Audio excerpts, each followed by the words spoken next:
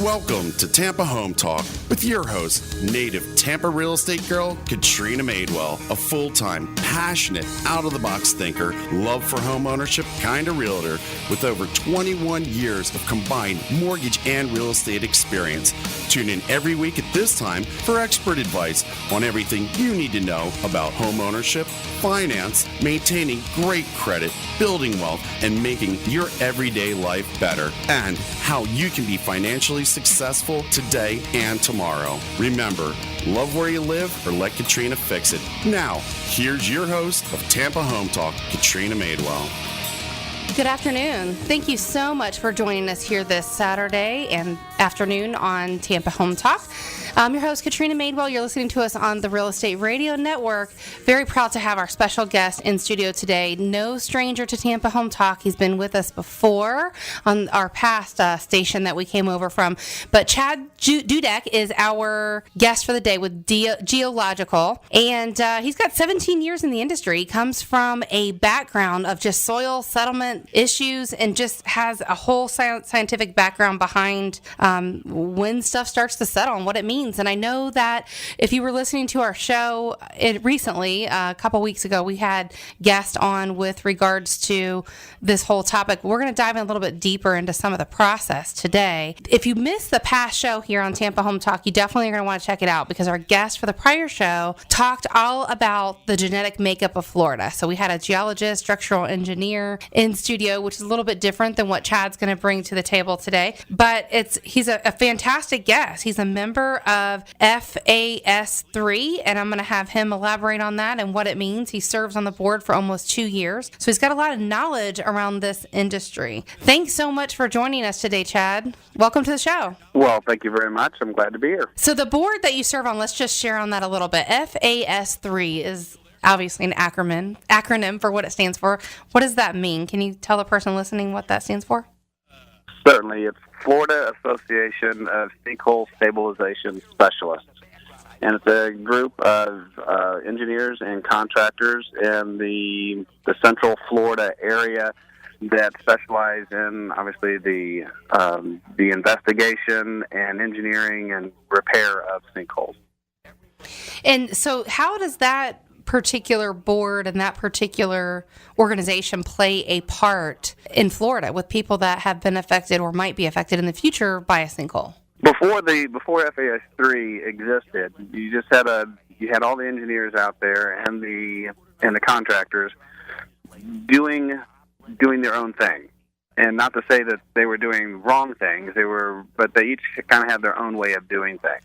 And so FAS3 was created so that we could start building some standards that all contractors and engineers, if they so choose, could start working towards, so that we're all working on the same playlist, if you would, and doing things in a very similar fashion, so that everybody, the homeowners alike, can get the best repair. Is it safe to say that they set up sort of a minimum standards for the industry? That's the whole reason for being. Gotcha. To set up those standards, and those standards have been set up, and so from here it's an education process. We work very hard to try to educate building officials and other engineers and contractors outside of our association, and homeowners especially, and even going in as far as politicians, trying to get the education out there on what it takes to repair a sinkhole.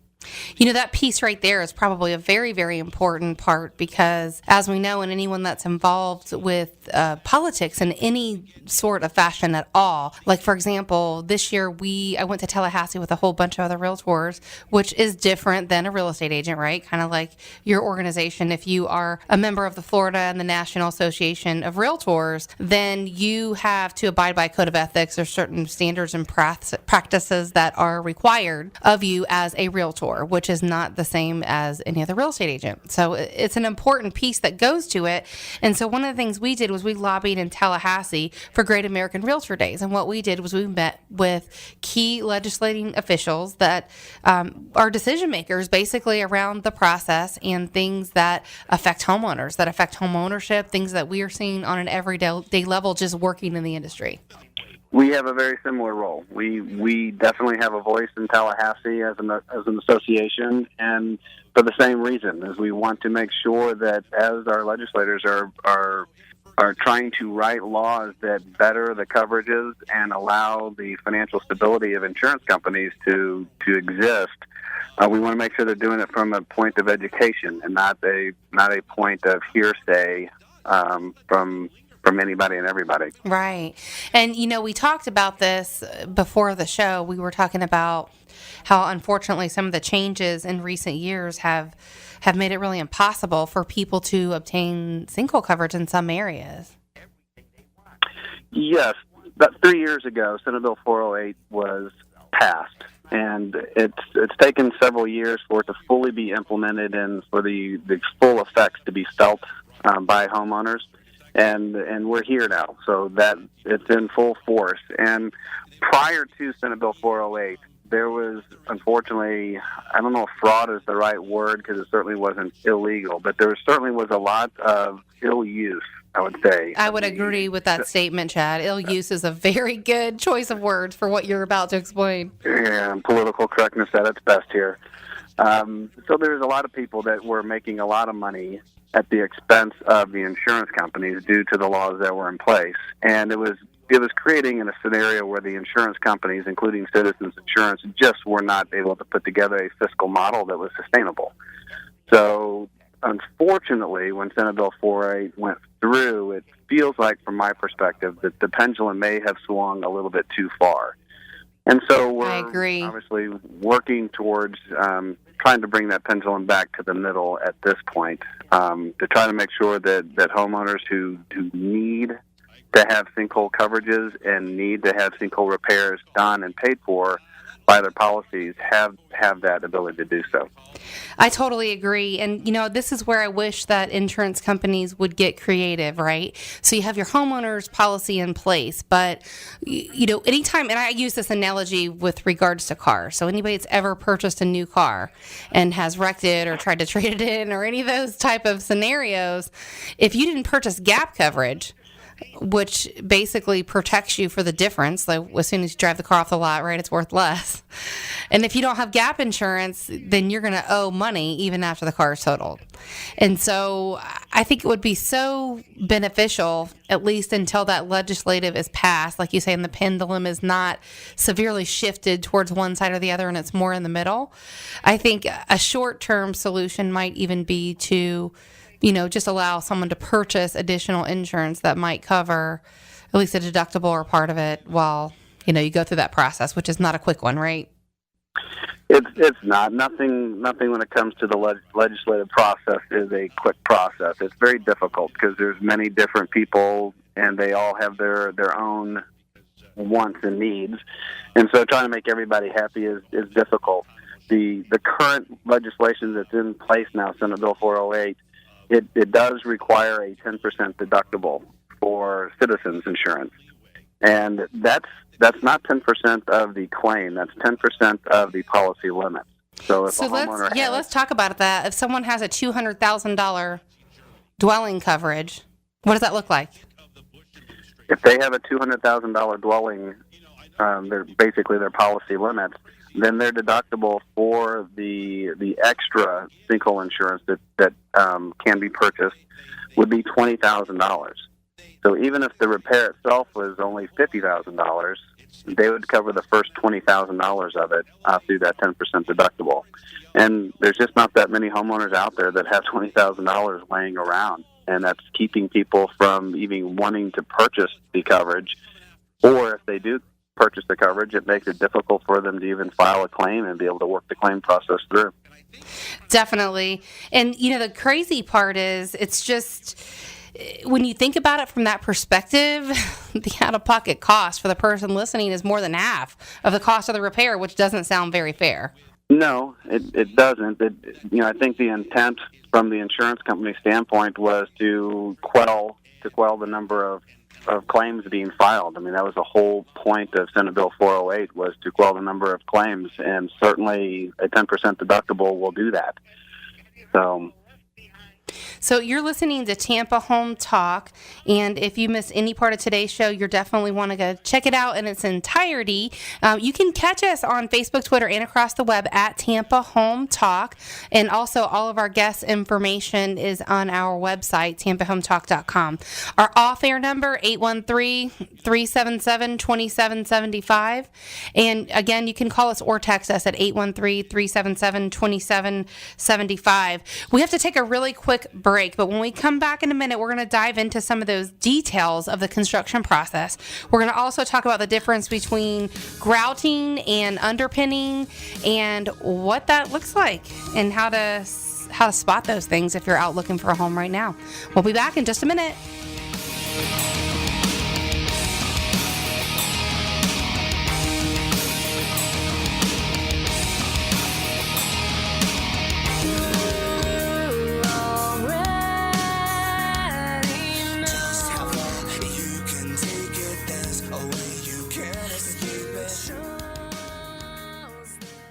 Hey, it's Paula, your insurance lady. Our insurance tip of the day is good news. Did you know that there are now 119 insurance companies offering homeowner policies in our state of Florida? That is your insurance tip of the day. Talk to your agent and look out for all the companies because we've got plenty to choose from. You've heard this before. Interest rates are at all-time record lows. But if your interest rate is 4% or above, you owe it to yourself to call Silverton Mortgage Specialist. Silverton is a direct lender, and the best part about this is that the entire loan process is handled in-house. From application to close, we do it all in the same building, which means that our loans close fast and our clients know what's going on every step of the way. Our contact info is located on tampahometalk.com under Radio Show. What makes Silverton different? Products. We offer VA, FHA, USDA, and conventional loans pricing. Best rates with the lowest closing costs. Process everything in-house. It's handled right here and not outsourced to anyone that no one can reach. This way we can avoid surprises. Our people are simply the best, and we know you'll agree. What will closing Silverton Mortgage Specialist mean to you? A smooth process, real home loan value, and personal attention from real professionals. Silverton Mortgage Specialists are here to serve you. Visit tampahometalk.com under Radio Show for all of our contact details. NMLS 109600 is an equal housing lender and Florida and Georgia residential mortgage licensee. Hi, this is Melissa Rogers, owner of SEC Inspection Services, where we offer full inspections and insurance inspections. Give us a call at 727-786-4663 or visit us on the web at secinspection.com.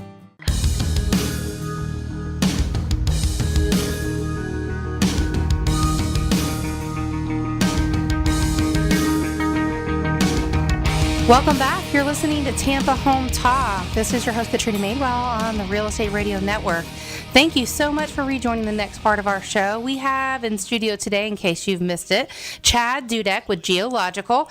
He is an expert with regards to soil settlement, repairs, and just knows a lot about that field. He's been in the industry for 17 years. So if you missed any part of the earlier show or our prior shows where we had geologists on just to talk about the genetic makeup of Florida and so forth, you'll definitely want to check out those shows in their entirety at Tampa Home Talk. We're also on a podcast, tampahometalk.com, Facebook and Twitter at Tampa Home Talk. Our off-air number, in case we can connect you with any of our amazing guests that we have in studio, because they really are experts in their field, 813-377-2775. Again, you can call us or text us on our off-air number, 813-377-2775. 813-377-2775. Welcome back, Chad. Thanks for sticking around through the break. My pleasure. So let's continue with our conversation where we left off and talk about some of the differences between grouting and underpinning? Because I know you said that's one of the frequently asked questions that you get. As a matter of fact, before we dive into that, even better, let's talk about what's some of the best ways to pick a contractor before someone, like let's say they determine that they have settlement issues or sinkhole issues or something that they need to repair or remediate or fix. What's the best way to choose a contractor? Should they go to Angie's List? Is there a list of the state? Where's some resources for the person listening? Well, you mentioned Angie's List. Angie's List is certainly a place to go, and but I think obviously I'm slightly biased here, but I believe that the members of FAS3 are probably your top tier contractors and engineers in our industry. Explain that acronym again, what it stands for, and where. We'll post it on our website at tampahometalk.com, like where they can get to that member resource directory.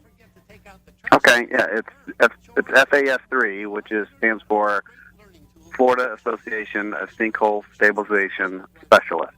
Great, thank you. Mm-hmm. So these guys have certain training. They have different standards they have to follow. So that's a great place for them to try to look around and at least interview 3 contractors, give them a call, talk to them. We always say pick the one that gives you the best feeling, right? The one you connect with the best. Absolutely.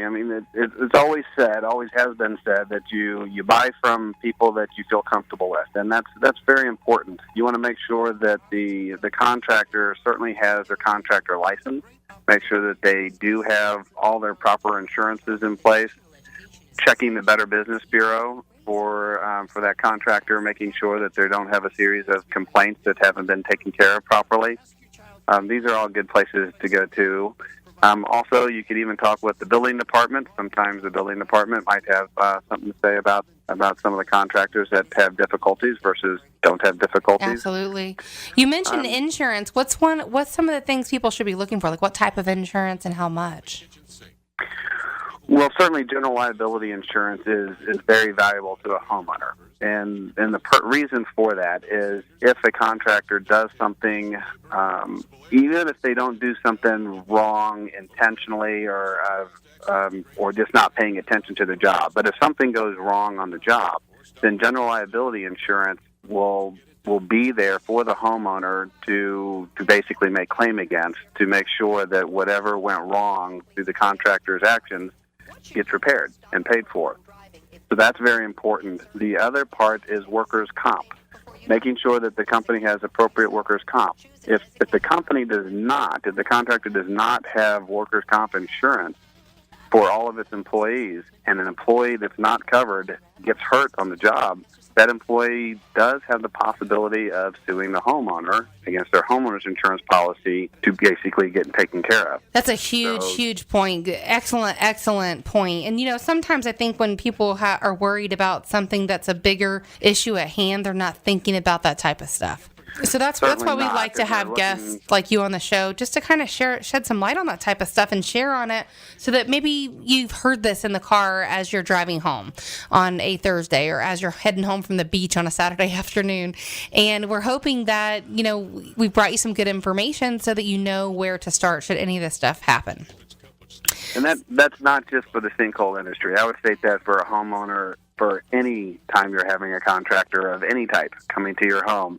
Many times homeowners go for the lowest dollar sign, and they're maybe hiring someone who doesn't have the proper insurances and licensure, and that's the reason why they can get it at a lesser price. But that lesser price comes at a cost, and that is the cost of taking on liabilities that they shouldn't have to take on. Now, Chad, for your company to come out and have a look, do you guys offer free estimates to just have a look to see what's going on and try to give someone an idea of what's going on at their property? We certainly do. We can't come out to the property and just by looking at the property from ground level tell a homeowner, what's causing their problem. We can certainly look at the problem and make some determinations on whether we think that it's due, the cracking or whatever they're seeing is due to erosion of soils, which is not sinkhole related, or if it looks like it's settlement related. We can make some judgments on that, but as it relates to So the structural what might be engineer, causing right, it. like the guest we had in our show in previous weeks, he'd probably be a great place to start. It was just kind of a curious question on my part. So Yes, there's not a whole lot that we can do in that area. It requires, in order to determine what would be causing settlement, it requires a significant amount of investigation work from a geotechnical engineer or geologist. Gotcha. So let's talk about the differences between grouting and underpinning, because I promised that I know when we broke away, and there's a lot of things that we see on a regular basis when I'm out showing property that I want people to at least be aware, especially if it's a bank-owned property and there's no seller's disclosure statement. You need to know some of these things to look for just so you can make a completely informed decision. So the difference between grouting and underpinning, like what do they mean? Where do you start? Dive into what those are, what they look like, what the whole process looks like as far as what they have to go through to do it, but also what it looks like after the fact. Okay. Well, to start with, I will be very brief on what a sinkhole is, because I know you probably covered that in depth in your previous show. We did, but there might be somebody listening, Chad, that hasn't had a chance to hear that yet, so definitely explain that in brief. Okay.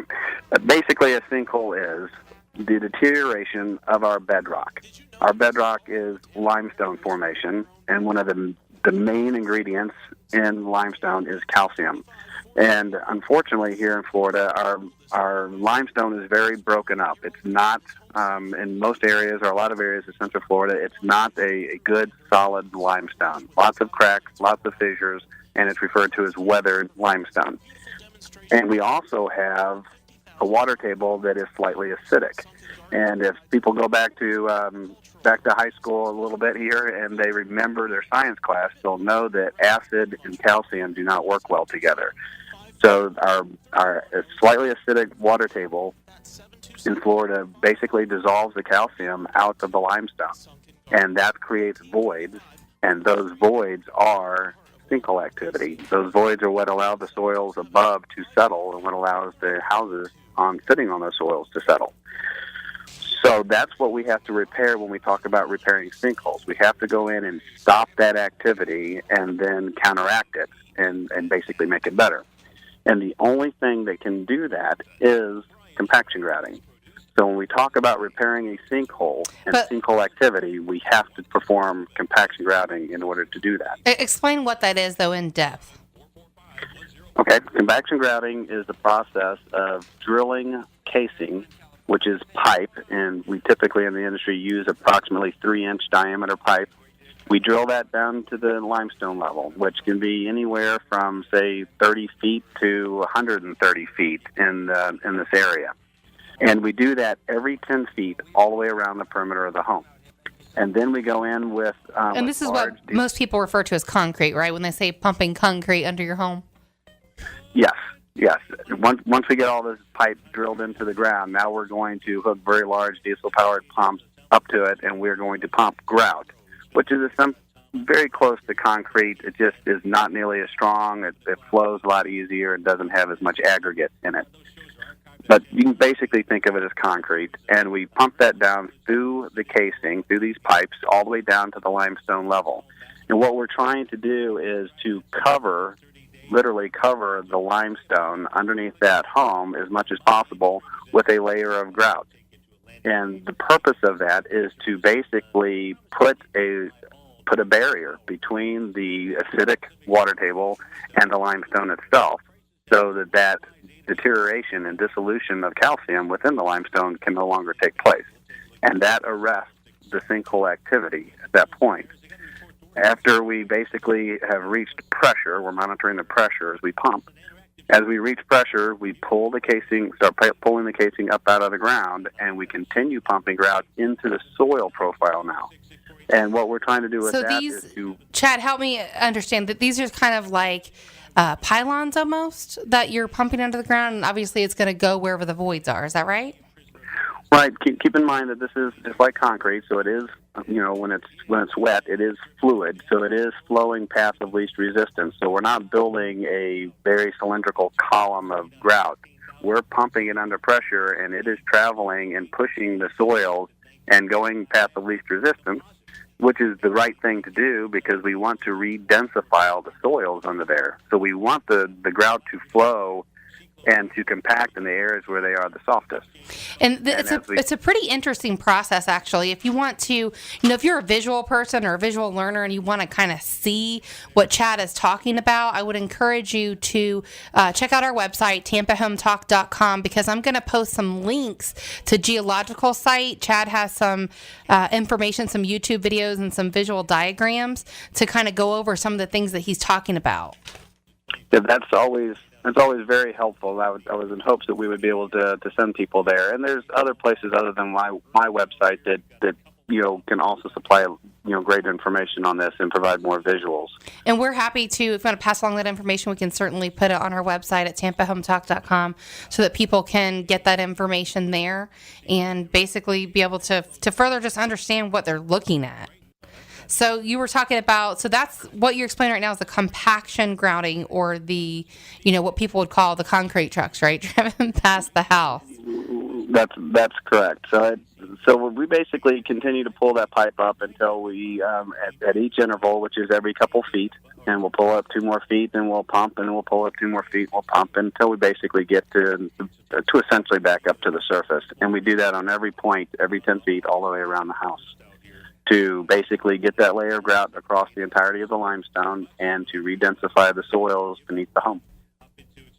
And so when you explain that with regards to grouting, underpinning is a completely different process. Completely different process. Underpinning, first of all, let me finish with compaction grouting is a sinkhole repair. So it repairs the soils, it repairs the limestone, and it arrests the sinkhole activity, the dissolution of calcium within the limestone formation. It does nothing to repair the home. That makes total sense. And I know that you're going to get into underpinning in just a second. And when we spoke before the show, you actually gave a fantastic analogy with regards to just everyday life. And I'm hoping that you will share that whenever we come back in just a minute after the break. You're listening to Tampa Home Talk. We're going to take a real quick break here with our guest, Chad Dudeck with Geological. When we come back, he's going to finish up that conversation regarding the difference between grouting and underpinning. Back in a minute.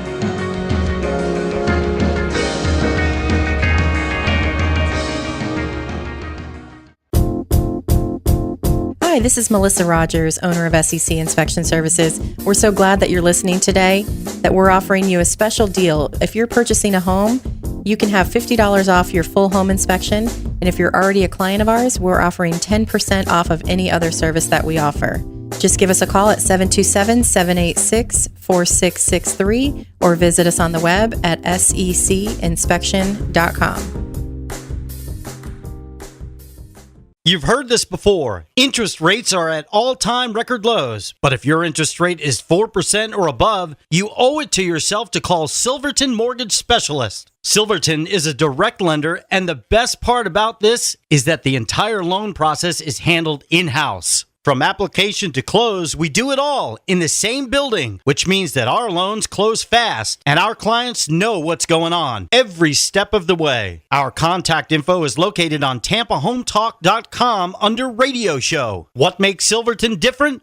Products. We offer VA, FHA, USDA, and conventional loans pricing. Best rates with the lowest closing cost. Process everything in-house. It's handled right here and not outsourced to anyone that no one can reach. This way we can avoid surprises. Our people are simply the best, and we know you'll agree. What will closing Silverton Mortgage Specialist mean to you? A smooth process, real home loan value, and personal attention from real professionals. Silverton Mortgage Specialists are here to serve you. Visit tampahometalk.com under Radio Show for all of our contact details. NMLS 109600 is an equal housing lender and Florida and Georgia residential mortgage licensee.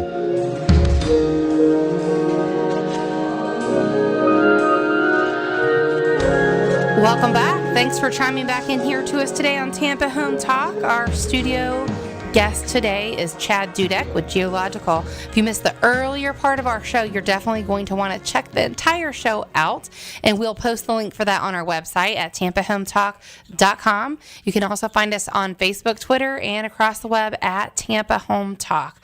All of our shows are available via a podcast, so certainly if you're just getting into the car, catching up, we were talking about some of the science that goes behind sinkholes, and how to pick a good contractor and how to tell the difference, and the difference between grouting and underpinning, which is where we left off at the last segment. He explained what grouting was, and we're just about ready to dive into underpinning. So Chad, if you don't mind just kind of recapping real quick what you were talking about, and then share that analogy that you gave me. Compaction grouting essentially is trying to arrest the sinkhole activity, fixing the soils and fixing the limestone and arresting the activity with the dissolution of calcium within that limestone formation. So the cause. You're going after the cause. We're going after the cause. It's not doing anything for the home itself. So if you have damage to the home, that's where underpinning can come into play. Another place for underpinning is when it's not sinkhole activity, which is down in the limestone. It's, if you have soil problems that are up in the shallow soils, up in the upper 10, 15 feet, let's say, where you have clay material that might be shrinking and swelling. You might have organic material that is decomposing. Lots of different reasons why homes can settle. If you have shallow soil problems, or if you do have a deeper condition like sinkhole activity that's been arrested through compaction grouting, and your home has damage to it in the form of cracks that are rising to a structural level of cracking, not just a cosmetic level. Right, so at this point, you're talking about things that are actually, you're actually compromising the integrity of the home. So they're cracks that are serious enough to undermine the structure. Exactly, and that's a real important note, is that just because a home has cracks in it, hairline in nature, that does not call into question underpinning. Most homes in the state of Florida have hairline cracks on them. That's just the nature of having shallow footings, being supported by sands. That's right. So if you pull up carpet in any home or any flooring, you're going to see cracks in the concrete. It's very likely to see cracks in the concrete and possibly even cracks in your exterior walls. But as long as they're hairline in nature and they're compressed together, that's not something that should be alarming to anybody. It's when you have cracks that are actually open, that you could take a dime and stick that dime into the crack and be able to move that dime in and out of the crack. Or if you have a crack to where they're no longer level. So when you rub your hand across the crack, you actually feel a lip. If you start seeing those types of movement in the cracks, then that's also something that is something for a little bit more concern. So that's the kind of damage we're talking about. And that's where underpinning comes into play. Underpinning does absolutely nothing to repair the soils or to arrest sinkhole activity. All it does is it wants to bypass soil problems and basically supply foundation support to the footing by bypassing shallow soil problems and going all the way down to the limestone and providing foundation support off the limestone. So explain what that process is like for underpinning. Like for the person listening, let's talk about what does that look like? Like what do you do in lay terms? Essentially, we're going to take our underpinning pipe, which is, again, approximately 3 inches in diameter, and we're going to drill or push that pipe all the way down to limestone. We're basically right up against the house, right at the foundation, and we're going to drive that all the way down to limestone. And then we're going to attach that pipe to the foundation, to the footing, with a bracket system, a steel bracket system. And then we're going to use hydraulics to basically lift and as much as possible level the home and lock that bracket off, maintaining the house at the elevation that we need it to be at. So and I know you were talking about, you gave me some great analogies before the show. You were talking about a chair, right? Or some type of little support bracket, right?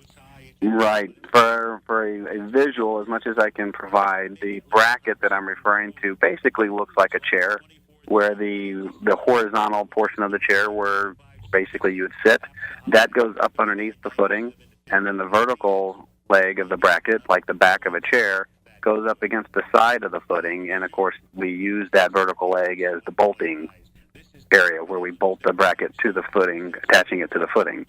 And then basically there's a bunch of weldments on that bracket that allow the pipe to come up through it and attach. And you were talking about, it was interesting. I loved your analogy when you were talking about why you wouldn't just underpin versus grout first. And talk about how you explain this to the people that you come into contact with. I don't know if I remember the analogy. Are you referring to the developer and the vacant land? Well, no, you're talking about cause versus symptom. And you said that, you remember where we talked about this yesterday? Yes, I do. Yes, in our society, and for especially Western medicine, it seems that our medicine has gone in the direction of basically focusing mostly on symptoms and not necessarily going as much after the cause of what might be ailing somebody. And so we can relate that back to this scenario where underpinning is basically fixing a symptom. There is something that is causing the home to settle. Underpinning does nothing to basically stop that cause or to arrest that cause. It only is going after the symptom, which is your home that is settled and is cracked. So it's kind of like saying, I get migraines frequently, and here I'm going to give you some medicine to help with those migraines, but we're not going to actually figure out what's triggering those migraines. Correct. And sometimes the migraines can be a sign of something that's majorly wrong. That is correct. So obviously, from my position, I much prefer going after the cause and making sure that we're addressing the cause, and then, if necessary, addressing the symptom later if that's a permanent symptom, like a crack in your home. So with underpinning only affecting the symptom, the balance to that equation is that compaction grouting only affects the cause. It does not address the symptom if your home has a lot of cracking to it. Which is huge. I mean, that's a huge takeaway that I'm hoping anyone listening can just, if it at least help them understand the difference in the two with that analogy, then we've certainly done our job for the show. Can you talk about some symptoms not symptoms, sorry. We were just talking about cause and effect symptoms. But when you talk about, a lot of times we will go out and we will look at properties and we will see properties that also have, markings on the outside. And so I want you to share on some of those things so that if a person is looking at a bank-owned property, they can understand if it's had a sinkhole repair or maybe if it hasn't. So can you talk about some of those signs and things to look at, things that maybe might need a repair or things to indicate that it's already had a repair?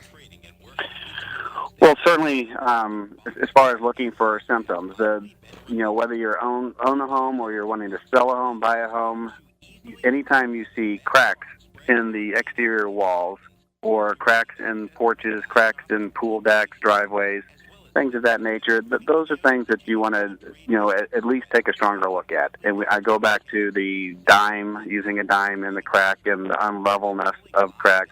Those types of issues are things that you definitely want to pay attention to. If doors and windows don't necessarily close properly or open and close properly, then that means that something has happened to the frame surrounding that opening, that door, that window, and that could be a sign that the house has shifted in some way. So those cracks in doors and windows are the biggest and the easiest to see. That could cause some concern, or at least make you want to do a little bit more investigation. And so if someone's looking at a home and there's these circular little areas all the way around the home, that's a sign it's been grouted? Is that right? Correct. If you're wanting to look for symptoms, then it might have already been repaired. You have compaction grouting, which basically when you're looking at the driveway, you're looking at the front porch, you're looking at the back porch, like a pool deck or even just a back porch area. You're looking for basically circle marks in the concrete that are about 6 inches in diameter that look like 6 inches of that concrete's been pulled out and then been replaced with a patch. That basically are the holes that we have to put in the concrete in order to drill that casing, that pipe, all the way down to limestone. So if you see those types of circles all the way around the concrete, around the perimeter of the home, then it very likely has been compaction grouted. For underpinning... Yeah, go ahead. Okay. Well, for underpinning, we have to do much more extensive cutting of that concrete because we actually need to excavate down and put a man down by the footing. So we open up 3-foot square holes in the concrete. So typically those are very well patched whenever we're done and covered with tile or some kind of a coating that tries to help cover that. But sometimes it's not, and you can just see these large 3-foot square cuts that have been patched. So you see something like that, you know that it's very likely it's been underpinned.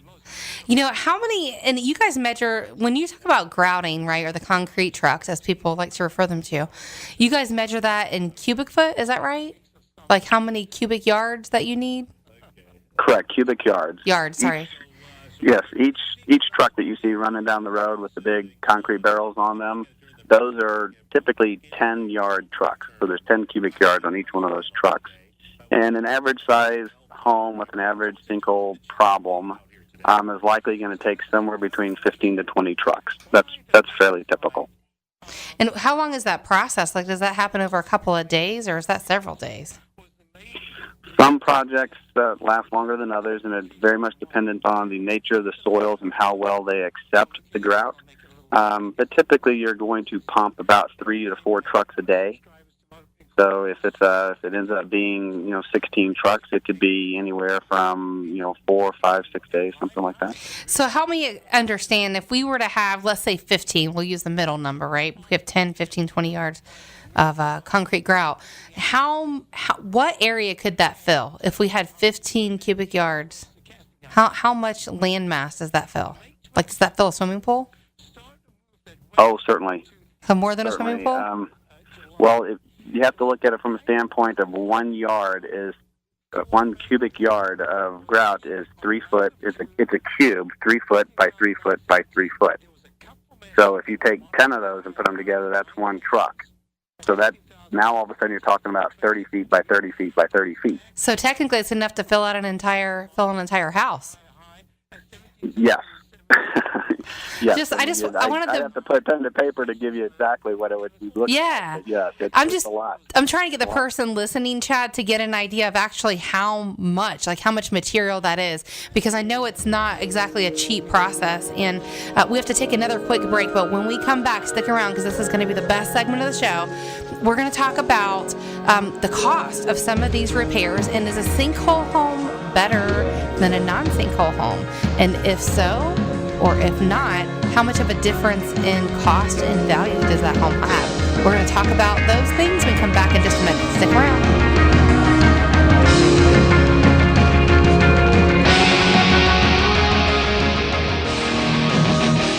Hi, this is Aaron Davis, owner of Hillsborough Title. Hillsborough Title is a local, family-owned title agency here in Tampa Bay. Our service, strength, and knowledge make us different. We've served Tampa Bay area for over 30 years. From Polk County to the Gulf, Pasco to Manatee, Tampa Bay, we've got you covered. Call us at 813-712-8888 or visit us on the web at thebesttitle.com. That's thebesttitle.com. Hi, this is Melissa Rogers, owner of SEC Inspection Services, where we offer full inspections and insurance inspections. Give us a call at 727-786-4663 or visit us on the web at secinspection.com. Welcome back. This afternoon, you're listening to Tampa Home Talk on the Real Estate Radio Network. We have our special guest today, Chad Dudeck with Geo-logical. Amazing history and background, just with the knowledge that he brings to the table, over 17 years of experience in the soil and settlement type industry. And he handles a lot of sinkhole repair claims. We talked all about grouting and underpinning. We talked about the differences between those and so many other things. So if you missed any part of today's show, definitely check the show out in its entirety. And you can do so by going to our website at tampahometalk.com. We are also on Facebook, Twitter, and across the web. Just search for Tampa Home Talk. We'll post all of our prior shows, the whole thing, via a podcast. So just hop right on iTunes or whatever your podcast player is and search for Tampa Home Talk. We'll pop right up there and you can listen to the entire show. So before we had to break, we were talking about, and earlier in the show, actually, we talked about the insurance and how a lot of the changes that were made to Senate Bill, is it 408? Is that correct?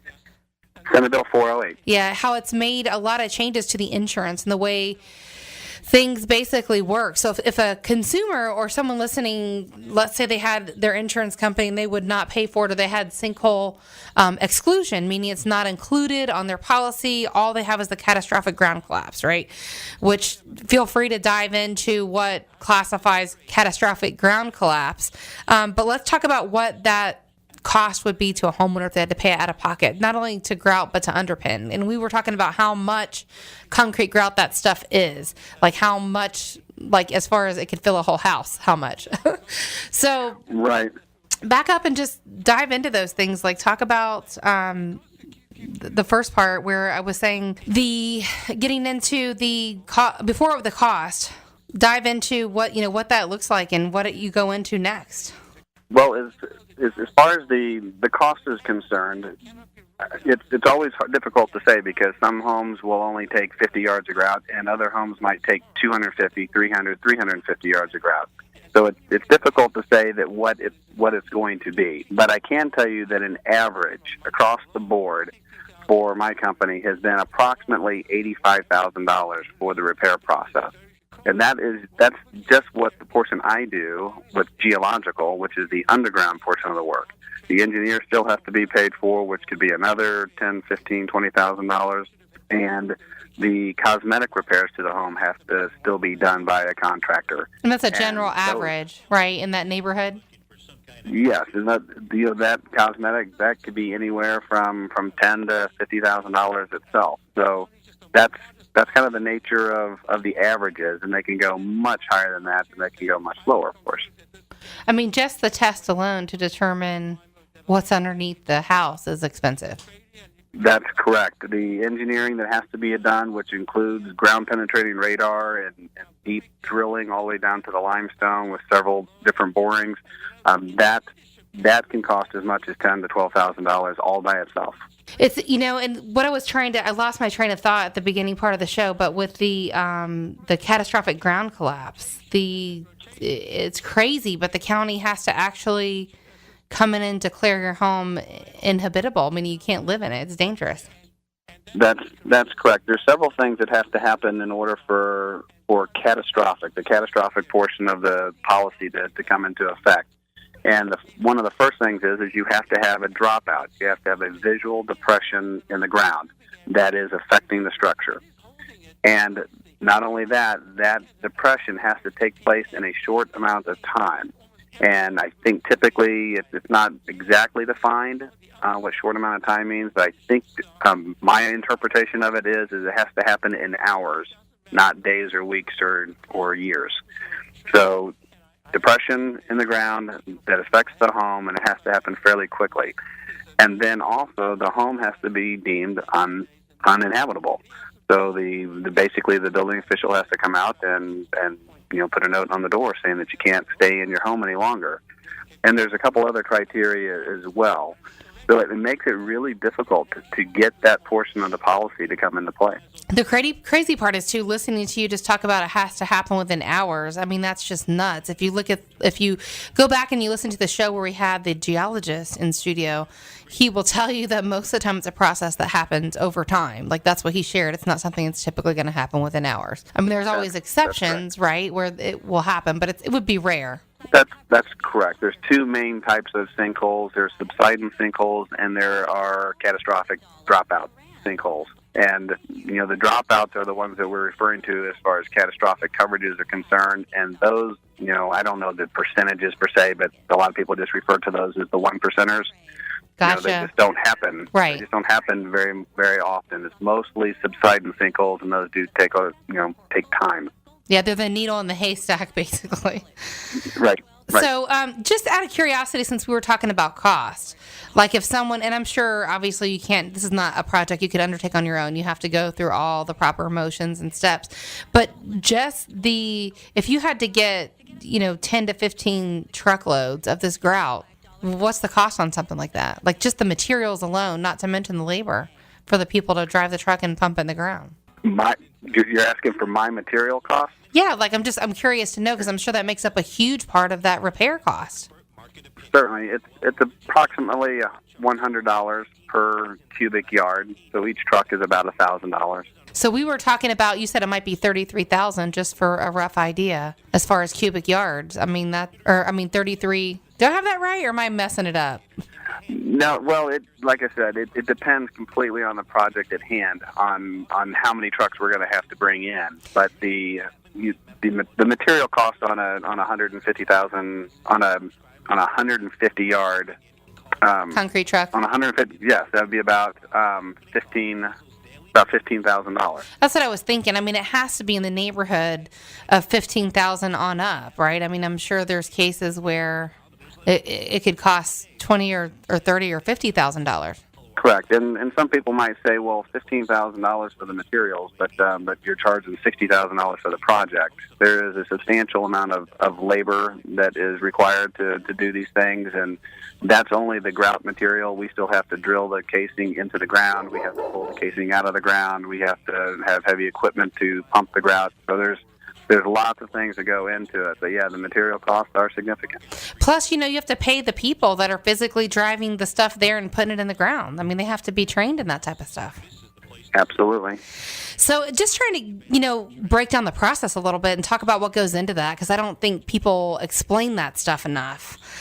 So the ultimate question, right, and we get this all the time, is a sinkhole home better than a non-sinkhole home? Or people will ask us, would you live in a home that has a sinkhole? So I'm going to ask you that, being our expert guest in studio today. If someone asks you those questions, how do you answer them?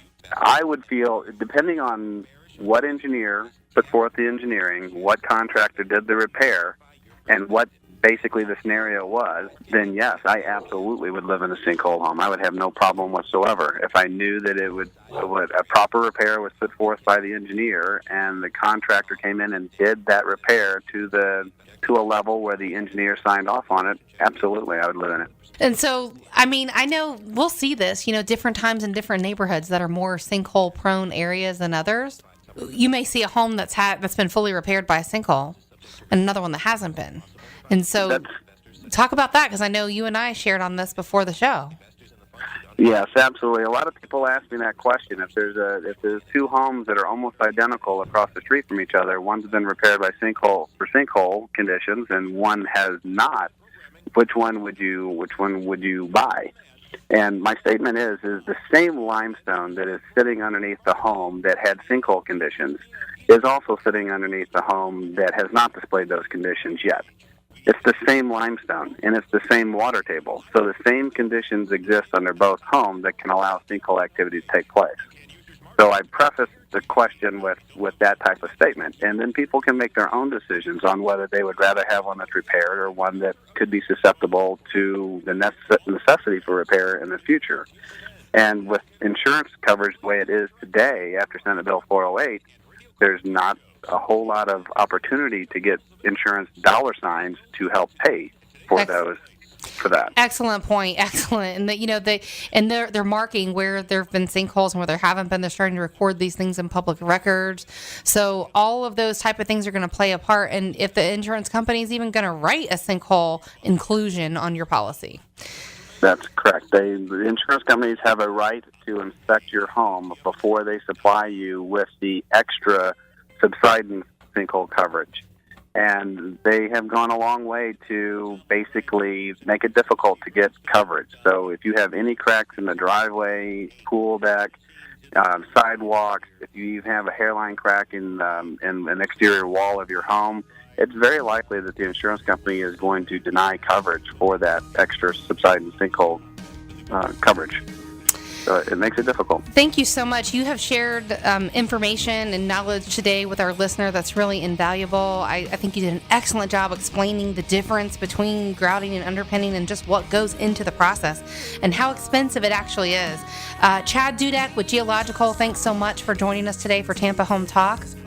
My pleasure. If you missed any part of today's show and you want to catch it out in its entirety, or maybe even want to connect with Chad, feel free to call our office at our off-air number, 813-377-2775. You can call us or text us at 813-377-2775.